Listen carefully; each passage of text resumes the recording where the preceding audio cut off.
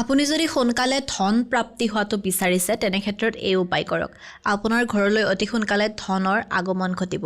সকলো মানুহে ধনী হ'বলৈ বিচাৰে, আপুনিও বিচাৰে চাগে, নহয় জানো? যদি আপুনি ধনী হ'বলৈ বিচাৰি আছে কিন্তু আপুনি ধন অহাৰ ৰাস্তা বিচাৰি পোৱা নাই, আপুনি ভাবি পোৱা নাই আপুনি কেনেকৈ ধন ঘৰলৈ আগমন কৰাব, তেনে ক্ষেত্ৰত আপুনি এই উপায়টো কৰি চাব পাৰে, আপুনি ভাল ফল লাভ কৰিব।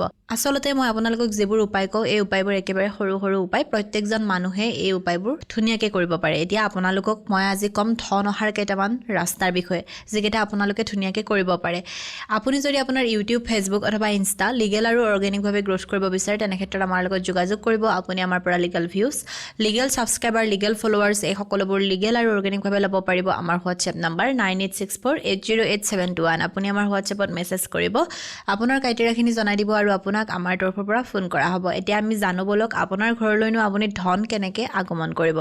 আপোনাৰ ঘৰলৈ যদি ধন আগমন হ'বলৈ হয় তেনে ক্ষেত্ৰত আপুনি প্ৰথম কৰিব লাগিব লক্ষ্মী মাক সন্তুষ্ট। এতিয়া আপোনাৰ ঘৰত যদি লক্ষ্মী মা আহে তেতিয়াহে আপোনাৰ ঘৰলৈ ধন আহিব।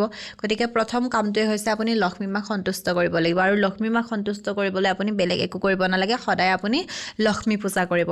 আপোনাৰ ঘৰত লক্ষ্মী মাৰ ফটো অথবা মূৰ্তি নিশ্চয় আছে, আপুনি তাত সদায় নিতৌ যেতিয়া আমাৰ ৰাতিপুৱাৰ সময় হয়, ৰাতিপুৱাৰ সময় মানে যেতিয়া সূৰ্য উদয় নহয় 3টাৰ পৰা 4টা বজাত, তেনেকুৱা সময়ত আপুনি শুই উঠিব।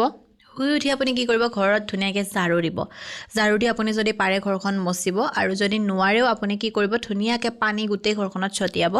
ছটিয়াই উঠি ধুনীয়াকৈ আপুনি স্নান কৰিলে, স্নান কৰি উঠি আপুনি সেই সময়খিনিতেই পূজা কৰিব।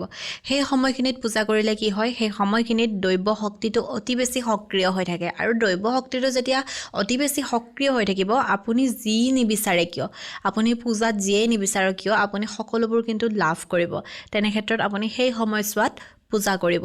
তাৰপিছত আপুনি পূজা কৰোঁতে কি কৰিব, সদায় অকল লক্ষ্মী মা নহয়, লক্ষ্মী মাৰ লগতে ভগৱান বিষ্ণুকো পূজা কৰিব। ভগৱান বিষ্ণুক পূজা কৰোঁতে সদায় আপুনি ওম বিষ্ণুৱায় নমঃ এই মন্ত্ৰটো জপ কৰিব। ওম বিষ্ণুৱায় নমঃ, ওম বিষ্ণুৱায় নমঃ এই মন্ত্ৰটো সদায় জপ কৰিব। লগতে আপুনি আৰু এটা মন্ত্ৰ জপ কৰিব, সেইটো হৈছে ওম শ্ৰীম নমঃ, ওম শ্ৰীম নমঃ, ওম শ্ৰীম নমঃ। আচলতে আমাৰ এই মন্ত্ৰবোৰ ইমানেই বেছি সক্ৰিয়, আপুনি যি বিচাৰিছে আপুনি পাবলৈ আৰম্ভ কৰিব, খালি আপুনি প্ৰপাৰলি কামবোৰ কৰিব। আৰু কি কৰিব, আপুনি যেতিয়া লক্ষ্মী পূজা কৰিব, লক্ষ্মী পূজা কৰিলে আপুনি সদায় এটা হালধিৰ ফুট লৈ ল'ব। হালধিৰ ফুট ল'লে মা লক্ষ্মীয়ে খুব ভাল পায়, কাৰণ ভগৱান বিষ্ণুৱে ভাল পায়, আৰু ভগৱান বিষ্ণুৱে যি বস্তু ভাল পায় সেয়া মা লক্ষ্মীয়ে অৱশ্যেই ভাল পায়। আৰু এটা মন্ত্ৰ জপ কৰিব পাৰে, সেইটো হৈছে ওম শুক্ৰায় নমঃ। এই মন্ত্ৰকেইটা আপুনি সদায় জপ কৰিব, আৰু সদায় লক্ষ্মী আৰু ভগৱান বিষ্ণুক পূজা অৰ্চনা কৰিব।